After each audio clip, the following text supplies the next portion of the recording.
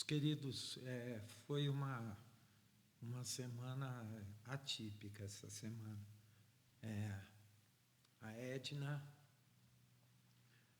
perdeu a sua irmã essa semana e você sabe, eu sei, que velório é só 2 horas agora nesse tempo de... Quer dizer, você perde seu ente querido e depois nossa cultura, você passa velando um dia inteiro, à noite.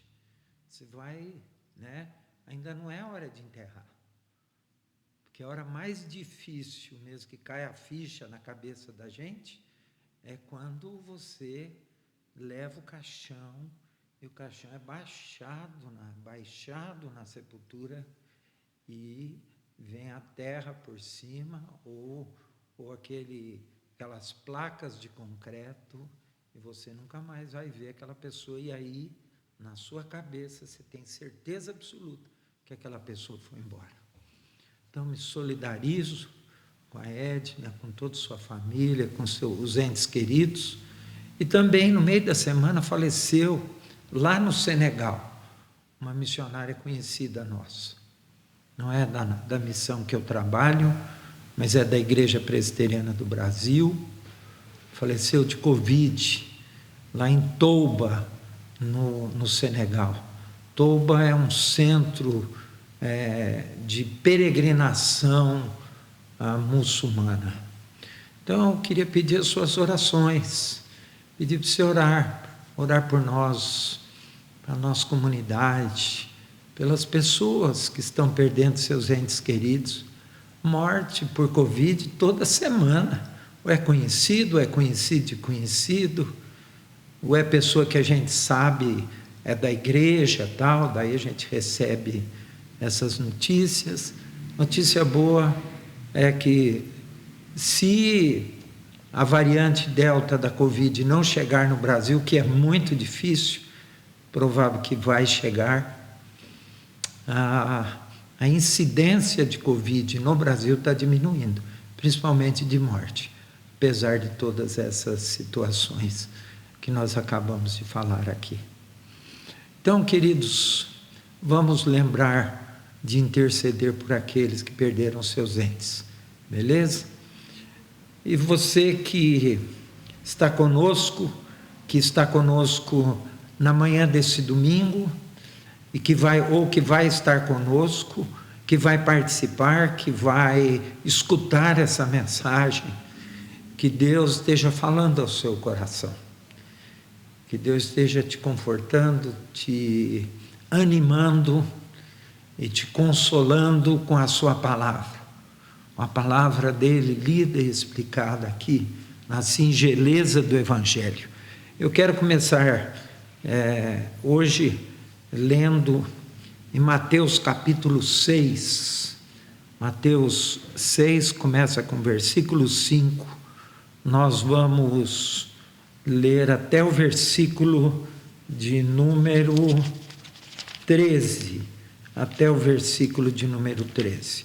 E a palavra diz assim: palavras de Jesus no Sermão do Monte. E quando vocês orarem, não sejam como os hipócritas.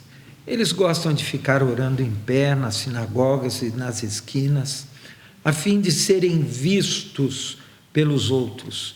Eu lhes asseguro, disse Jesus, que eles já receberam sua plena recompensa. Mas quando você orar, vá para o seu quarto, feche a porta e ore a seu pai que está em secreto. Então seu pai que vê em secreto o recompensará. E quando orarem, não fiquem sempre repetindo a mesma coisa, como fazem os pagãos. Eles pensam que por muito falarem serão ouvidos. Não sejam iguais a eles, porque o seu pai sabe do que vocês precisam antes mesmo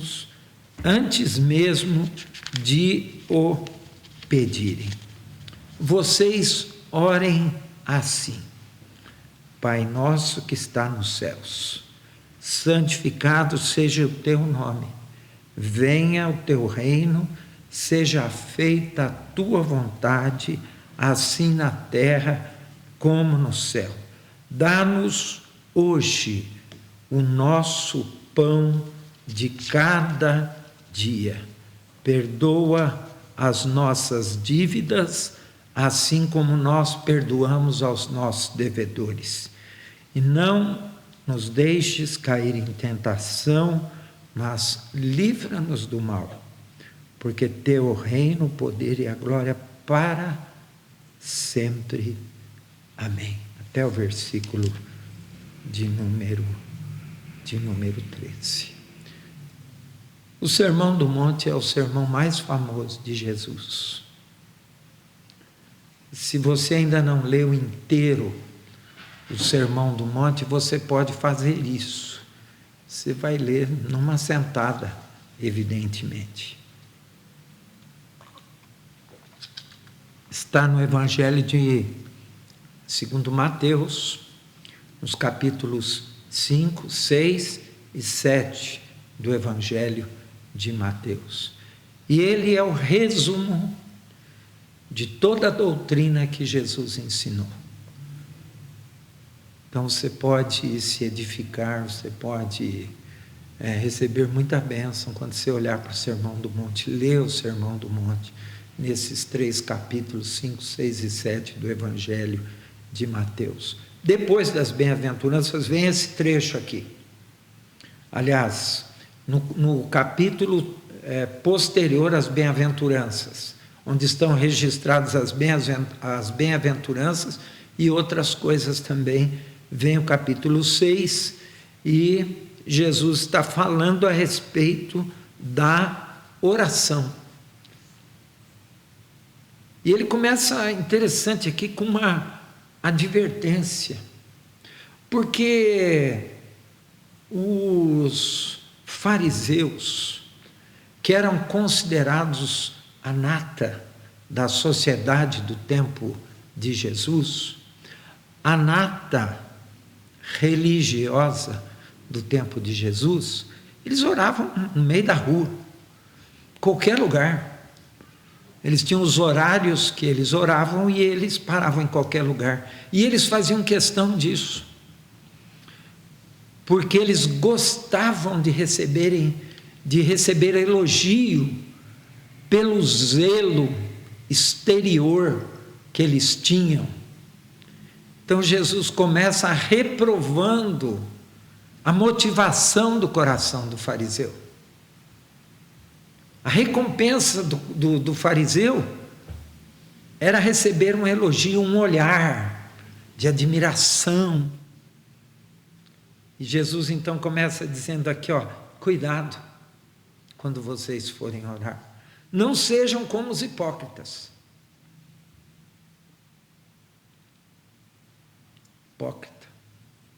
Os mascarados, aqueles que se orgulhavam de sua religiosidade. Eles gostam de ficar orando na sinagoga. Com que finalidade, Jesus disse? A fim de serem vistos pelos outros. E isso é a única recompensa que eles têm. O elogio que eles recebem, aliás, eles já fazem isso para receberem esses elogios, já estão recompensados.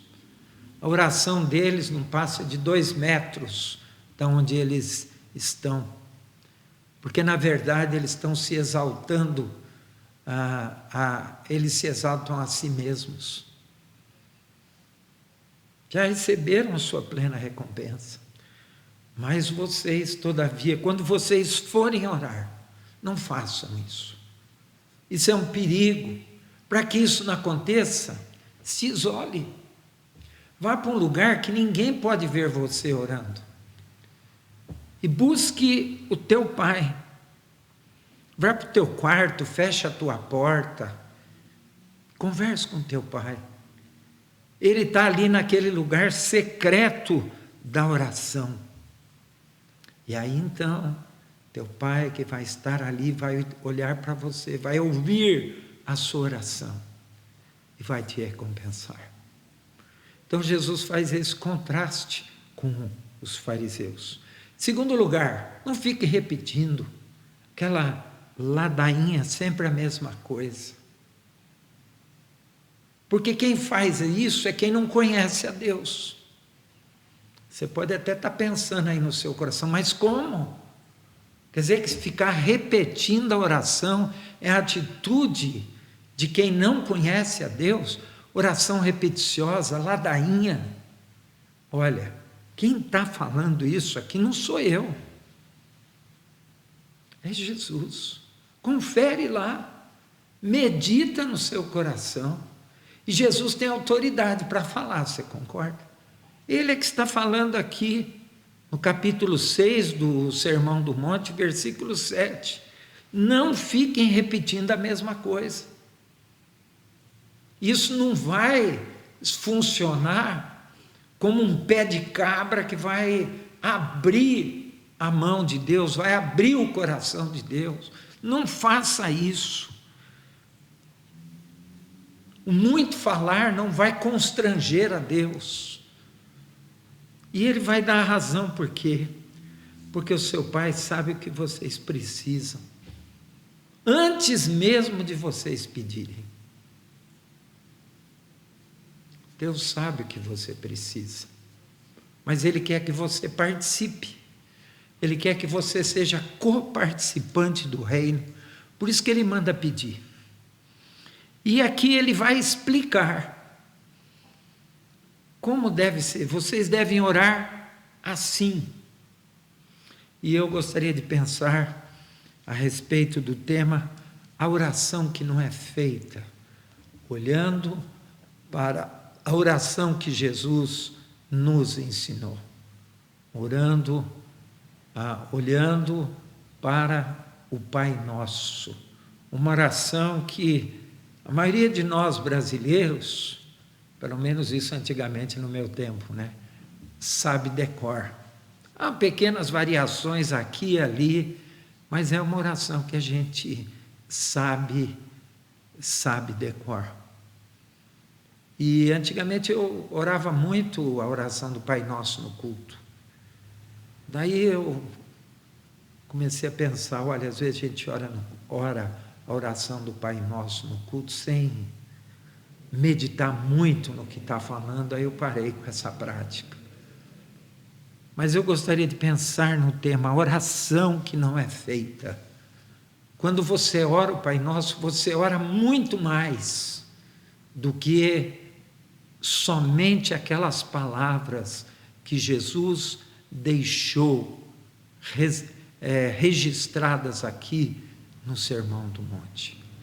Essa oração é uma oração que veio do coração de Deus, porque ela foi ensinada para nós por Jesus. Se você não sabe, e eu queria relembrá-lo agora, se você sabe, eu quero relembrá-lo também. Eu quero ensinar para você. Essa oração do Pai Nosso não tem precedentes em outra literatura. Em qualquer outra literatura que não nas Sagradas Escrituras e especificamente aqui no Sermão do Monte. Porque essa oração não é uma oração que brotou de um coração desesperado ou brotou da experiência de uma pessoa que conhecia profundamente a Deus, um ser humano qualquer. Não foi assim que aconteceu. Essa oração aqui veio de Deus, e só Jesus poderia ter ensinado. Só Jesus poderia ter nos ensinado a chamar o nosso Deus, o Deus de Israel, de Pai. Você sabe, eu já falei alguma vez aqui, que no Alcorão, o livro dos muçulmanos, Deus tem 99 nomes. Depois você pode entrar na internet, lá no Google, e colocar assim, os 99 nomes de Alá. E você vai ver lá os 99, muito bonito, vale a pena. Mas Alá, o Deus dos muçulmanos, não se permite ser chamado de Pai. Se você quiser conferir, você vai descobrir isso por você mesmo. O muçulmano não pode chegar para Alá, nas suas orações e dizer, Pai Nosso. Além de poder chamar Deus de Pai, Jesus acrescenta nosso. Porque tudo no reino de Deus é nosso, não é meu. Jesus não está me ensinando aqui a falar assim, Pai meu, que estás no céu, seja santificado seja o teu nome, venha o teu reino, seja feita a tua vontade, assim na terra como no céu. Quando nós oramos esse versículo, os versículos 9 e 10, nós oramos num mundo cheio de injustiças, incertezas e contradições. E é nesse mundo de injustiças, incertezas e contradições, injustiças, porque é muito simples, olha ao seu redor. Para ser bem objetivo, você pode falar assim, o Brasil, uma das piores distribuição de renda do mundo, onde um pouco de privilegiados tem muito, e o resto da população tem pouco e vive com pouco. Alguns vivem com muito pouco. Muito pouco. Você já vê injustiça nisso. Então nós começamos a orar, reconhecer que Deus é santo, que Ele é nosso Pai, é Pai de toda a comunidade de Jesus. Essa é uma oração comunitária. Pai nosso, que estás nos céus, na terra, debaixo da terra, em todo lugar, porque Deus é onipresente, e no coração daqueles que invocam a Deus em espírito e em verdade. Que o teu nome seja santificado. Essa é uma oração missionária. Alguém só pode santificar o nome de Deus se conhecer a Deus por intermédio de Jesus. Venha o teu reino. Jesus disse assim, olha, o reino de Deus está sendo implantado no coração de vocês. E nós fazemos parte do reino de Deus. E nesse mundo de injustiças, de incertezas e contradições, seja feita a tua vontade no universo, não é só aqui na terra, assim na terra como no universo, no céu. Que a soberana vontade de Deus prevaleça na minha vida, na vida de todos os discípulos de Jesus, dos seguidores de Jesus. Então nós oramos em primeiro lugar nesse mundo. Em segundo, nós oramos em meio à luta do dia a dia pelo sustento. Sustento é uma preocupação de todos nós. Como que a gente sabe que as coisas não vão bem financeiramente, na economia do país? Quando nós vamos lá no supermercado e as coisas começam a subir de preço. Você vai nesse mês ou nessa semana está um preço, vai na outra semana está outro. Então nós oramos o Pai Nosso em meio à luta do dia a dia pelo sustento. Por isso ele diz assim, dá-nos hoje o nosso pão de cada dia, ou o pão nosso de cada dia nos dá hoje. Bom, como diz a outra tradução, que não é essa aqui, a NVI. E aqui está o suprimento o sustento e a dádiva de Deus na nossa vida. É como o maná do deserto. Quando Deus enviou o maná para sustentar o povo no deserto, o povo tinha que catar só aquela quantia que ia ser consumida no dia, no período de 24 horas. Então, de manhã, o povo de Israel levantava, o maná estava lá. E ele só podia recolher aquilo que ele ia consumir aquele dia. Se ele recolhia mais, sempre tinha aquele que, não, eu vou recolher porque assim amanhã não preciso pegar, estragava.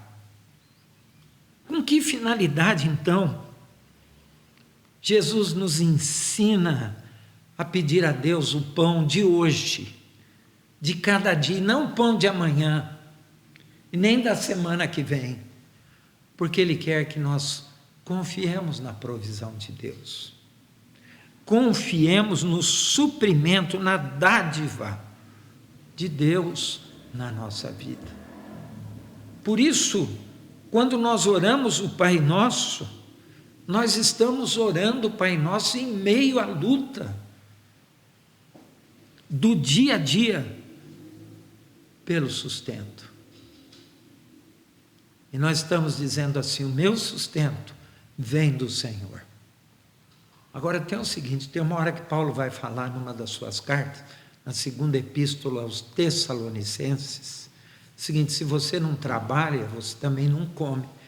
Você tem que comer, então você tem que trabalhar. Quer dizer, quem não é aposentado ainda, que ainda trabalha e coisa desse tipo. Mas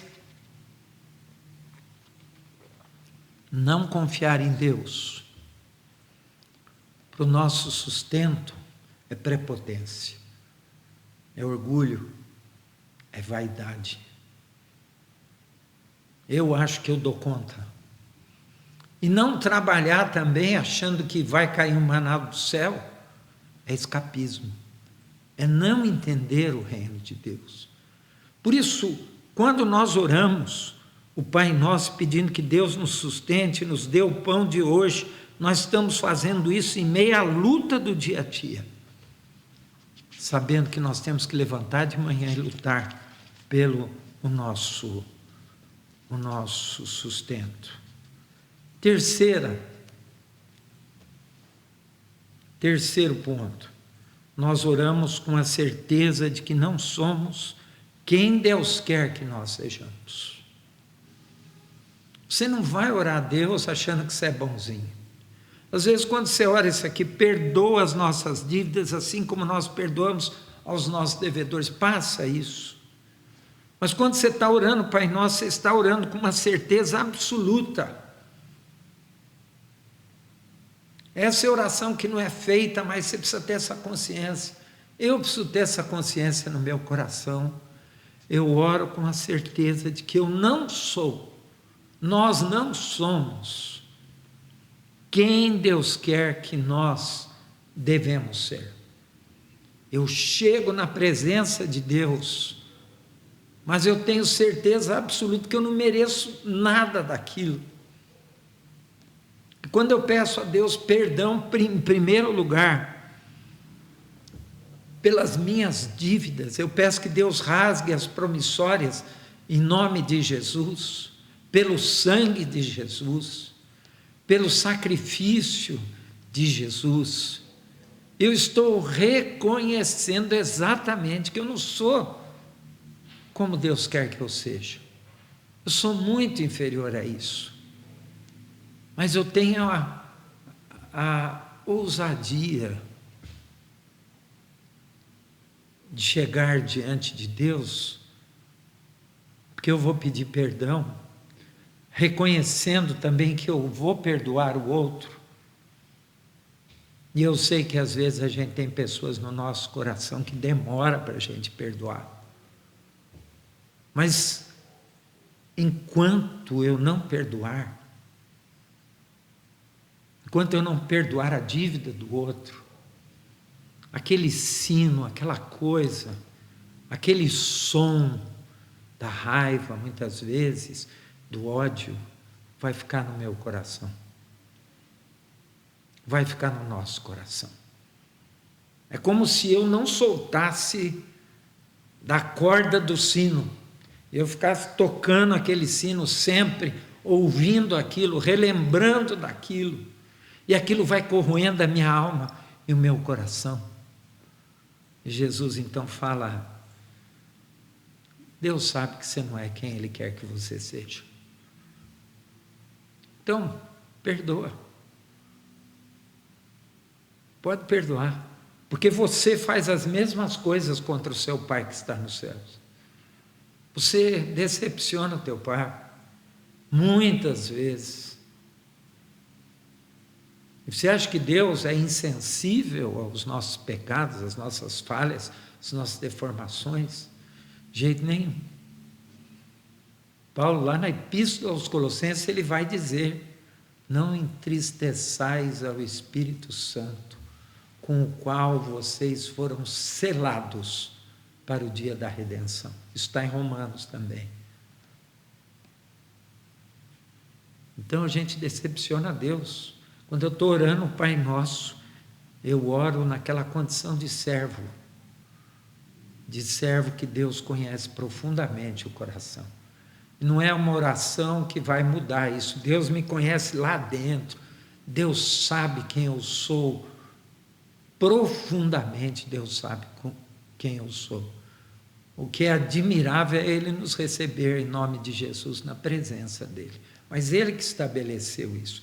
E finalmente, o Pai Nosso é uma oração que eu não tenho consciência plena daquilo que eu oro, porque nós oramos para não sermos sócios e promotores do mal e do maligno,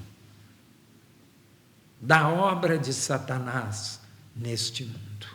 Eu não quero me associar ao mal deste mundo. Por isso Jesus termina dizendo: e não nos deixes cair em tentação, mas livra-nos do mal ou do maligno, porque teu é o poder, porque teu é o reino, o poder e a glória para sempre.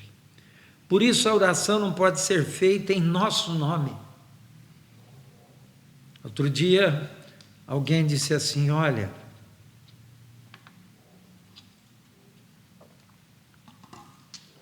eu tenho medo do diabo.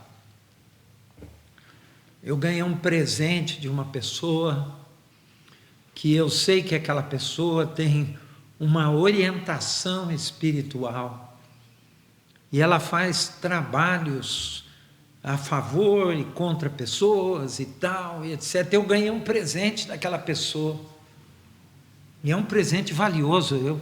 Eu uso, eu levei aquele presente para minha casa, mas agora de repente eu estou com medo. Eu estou com medo que eu levei para minha casa o mal, que eu levei o maligno junto com aquilo lá. E aí eu disse para aquela pessoa: fique em paz.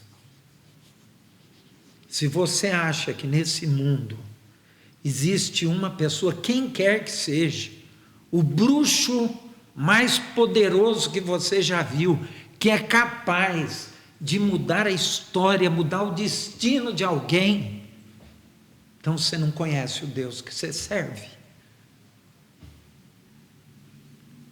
Porque o nosso Deus é todo poderoso.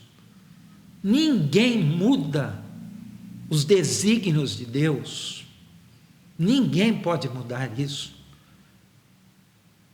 Nem 50 demônios reunidos podem mudar o desígnio de Deus. Nenhuma oração, nenhuma prática religiosa pode mudar o desígnio de Deus.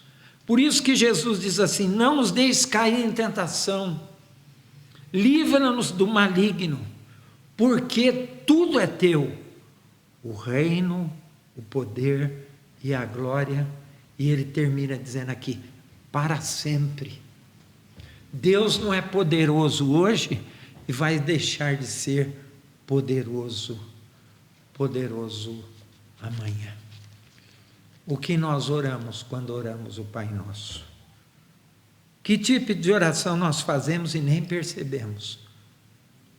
Nós oramos num mundo cheio de injustiça, em meio à luta do dia a dia pelo sustento, na certeza absoluta que não merecemos.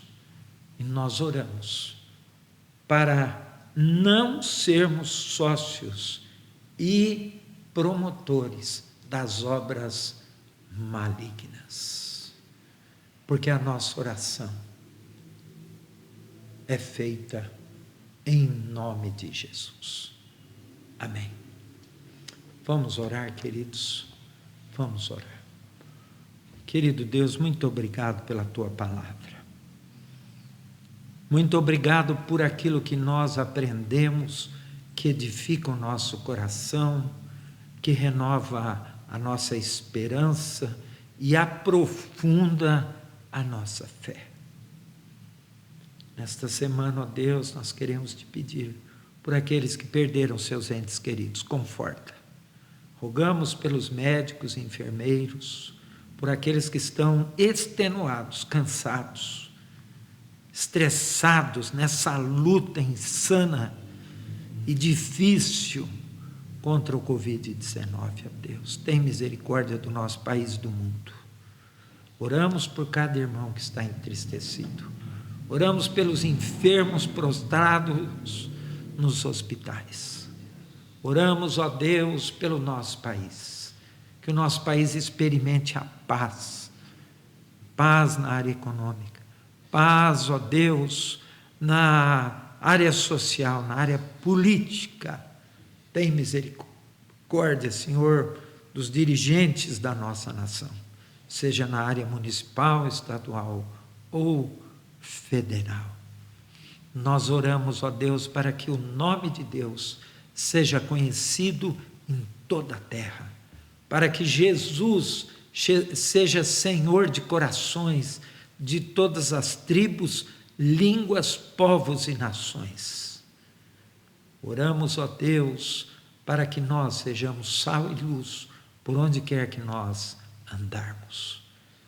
E nós oramos e fazemos todos esses pedidos em nome do Senhor Jesus. Amém. Queridos, recebei a bênção.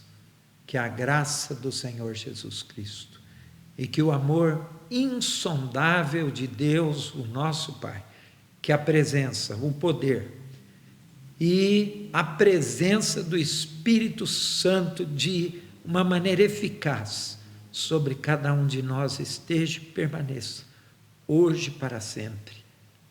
Amém.